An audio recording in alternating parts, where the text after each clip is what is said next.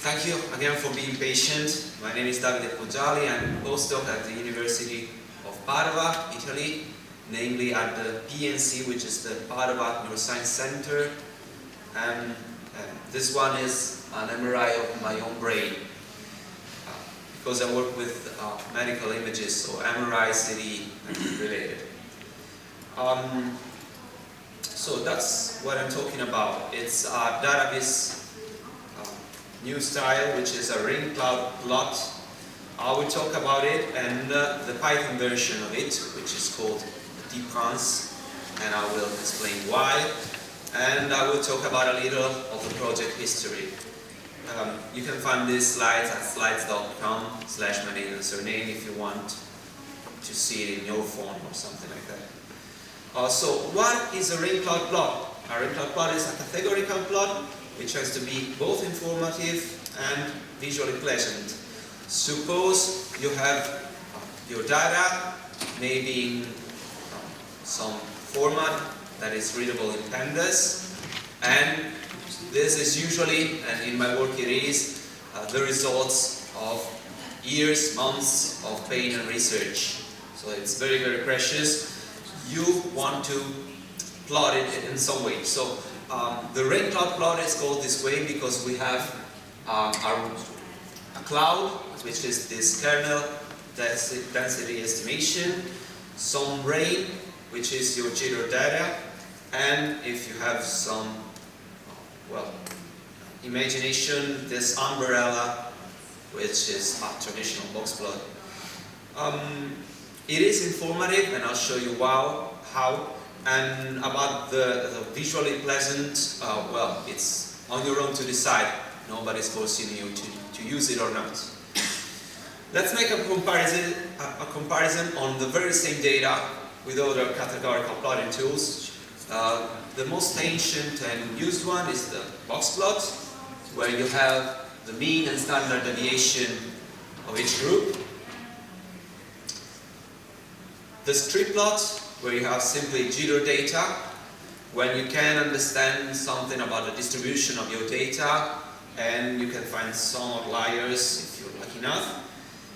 The box plot, this is very popular and very widely used in scientific papers. You have mean and quartiles, and you have some outliers if there are some. So you have the median, you have the quartiles, and the outliers. Okay, the most similar one is the violin plot, which has a mirrored KDE, kernel density estimation, and some hints about the median and quartiles. Let's make a comparison. So we have mean and standard deviation. Here we have median and quartiles. Again, median, quartiles, and kernel density estimation. Here we have some more information with respect to the others. We can actually watch where the points are, and we can have a guess of the distribution, and we have median and quartiles too. Of course, some say it's too much for a single graph.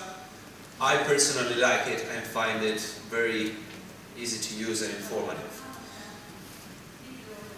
So let's talk about the Python implementation of the RainCloud plot. It's a package called PyCon. Well, we have 3 different versions of the RainCloud plots in R, Python, and MATLAB. Of course, I'm talking about the Python version. And you can install this package via pip or conda, or even clone the project and install it, because it's on GitHub. And if you don't want to install it, but you just want to try it out, you go to the official GitHub page of the project, which comprehends all 3 versions of the RainCloud plot, and you can try it online via Builder in Python or R. Of course, MATLAB version is not available in Builder. So, let's talk about the basic usage, how to actually use in Python the RainCloud plot. You have to import some libraries. Now you have to use pandas, which includes, of course, NumPy, matplotlib, and seaborn, because the RainCloud plot, the PD trans, depends on seaborn package, and then you import PD trans. Okay, read some CAD which pandas and store it into a data frame. Let's define a new subplot figure, and you can call it that way. RainCloud plot, the X is a group and the Y is a score, and the data is data frame.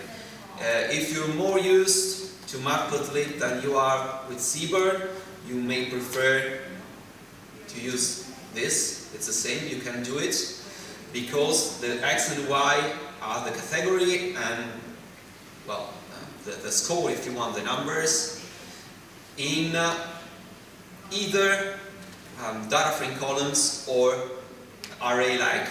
So if you can data frame square brackets the name of the column, you get an array-like, so you can use it. Of course, you can use it as well for the lists or the NumPy arrays. And that's the result. This is our very first RainCloud plot. It tells about the information that we already know. Let's try to have a quick look at the help. So as you can see, the X is a categorical data, which can be an array-like or a data frame column in the case data is specified. Measure data for the Y. Then we have other stuff that we have a look about just later. So be patient about these other options. We can tweak the orientation of the graph. If we want an horizontal graph instead of a vertical one, we set O to H and we get this fancy plot. And this is why this is called also T-trans plot, because it kind of reminds the drawing for the Little Prince, where the snake ate the elephant and only young people could see it. So if you see an elephant and a snake, you're lucky. Okay, we can shift the rain if you don't want to be over the box plot using that move parameter. We can change the bandwidth of the KDE by setting BW equal to whatever you like. So this is the very same data. You can see a more detailed KDE. So it's less smooth and more representative of the data itself. Okay, let's add a point plot.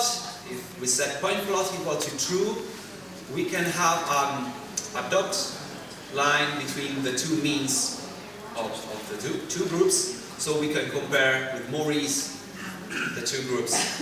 So we can see that the mean of the first group is slightly more the mean of the first one. Okay, suppose you have a second category you have set in your data. So we have low and high stored in group number 2. Okay, we can set the hue by taking hue equal to gr2, which is the name of the column again. And if you want not to have overlapping, you can set an alpha value for the KDEs, and you can set a dodge equal to true to make the rain and the umbrella have a little shift so they do not overlap. And this is the result. So you have a little different visualization and a little more hints about the two subgroups in which our data is divided into. We can set hue, but we have another option which can use the facet grid option. So we take the column as the group number 2 and call it as usual the map data frame with the pd.raincloud, and this is the result. So group number 2 equal to high or low are now in different columns of your plot. What you get immediately is kind of different. We cannot know the difference of the two subgroups, namely, but we have more precise idea about the single subgroup distribution. So let's move on.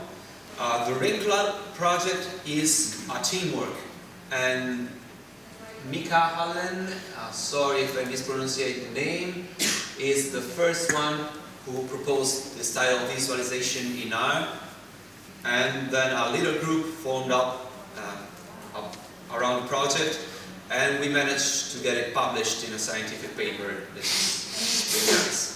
A lot of work has been done to uniform, to make the three projects in R, Python and MATLAB as uniform as possible. So the name of the variables aren't too different, and you can use it in a similar manner. And a funny thing is that I personally do not know any of this guy, because this project was born on Twitter, and I will show you how. Actually, few of these people know each other in person. We were connected to Twitter, and we direct messaged on Twitter, and that's how the project went. So I saw this tweet. This is fake, actually. This is just to tell you the story, and I invented some names of people just to their privacy. So I saw a tweet with a link to the blog post, and I found it amazing. That was exactly what I was looking for. And I wanted to support it with Python, and moreover, there were people interested. So there was a request to port it to Python. I said, yeah, I'm already trying to replicate it. It's in Python, I let you know. And I've been working a little on this porting. I tried to use the ggplot in Python, because in the R version it uses ggplot too.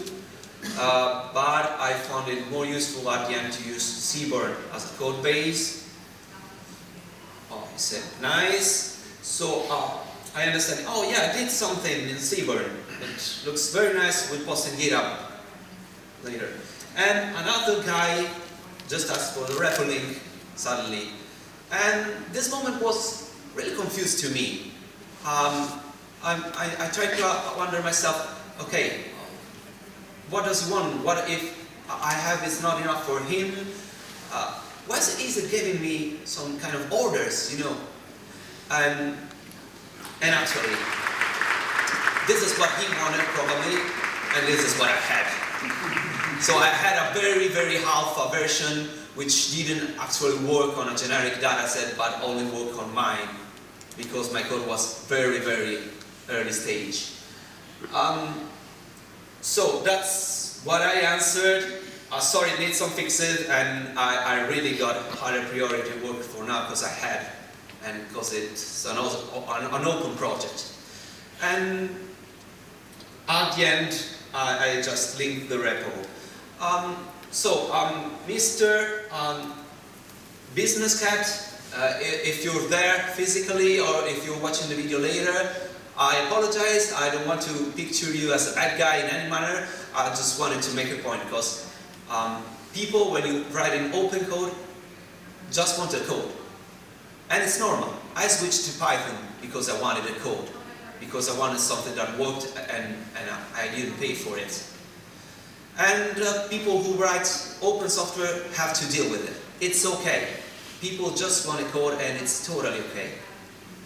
It's not your real work, it's not paying for you, so you can say, okay, I will not publish for now because it's not good, be patient. But it's okay to have people only wanting the code because you only wanted the code at the first place. To the other side, when I posted it on GitHub, a lot of help was given to that project and to the Python version too. So I have one guy told me that the accent and color option didn't work properly, and also wanted to have a version attribute that I totally forgot.